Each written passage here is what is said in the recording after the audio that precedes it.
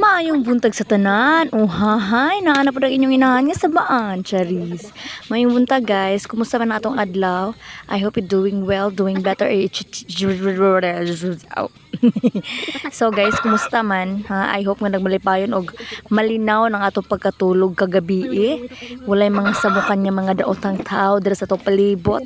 Ay nako, it's very disturbing to my headache talaga. I hate drugs bitaway. Salamat kay sa Ginoo sa kabuntago na pud nga iyang gihatag no nga matang nga kanang may kapiskay sa panglawas ug may kabaskog ug may kagwapa nga nagpabilin Charis. Bitaw for this video, mo na guys kay na inyong inahandering side kay mao na man ginatong buluhaton matag buntag. Mapaligog bata so for now kinilikaw si kay kay no ba dita kay nag-schooling ang first one.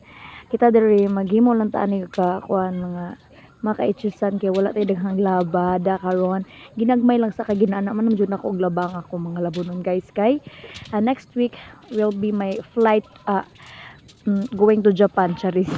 Maluoy na lang ko bitaw so ginaanan jud ako naglaba kay lisod na og matambakan tag daghang labonon naipit kita permente ana murag maglaba jud akong ulo ana so kagabi bitaw guys no kay sabag gyapon kay mga iro ay mga alas 2 so mag kasi nga nani dapat magbantay jud ta maginampingon jud ta dapat alerto jud ta permente sa muta sa mga inahan mga ginikanan dira ano nga di jud mapaghagok-hagok ang mga kalubutan og tulog-tulog kay wa ta kabalok pang arsahon na nato mga junakis dira ay Ginoo ko simba ko lang ta simba ko in Jesus name dapat i-declare jud nato sa muka ni akong word simba ko makanong kung jud ko permente ano yung nang murag mo detect na lang sa kuto sa muka so mo to guys have a nice day amping ang tanan kay murag gadalagdog na sa murag lain sa lain purang naong sa kalangitan. I hope nga mo init na day kay para masudlan akong solar.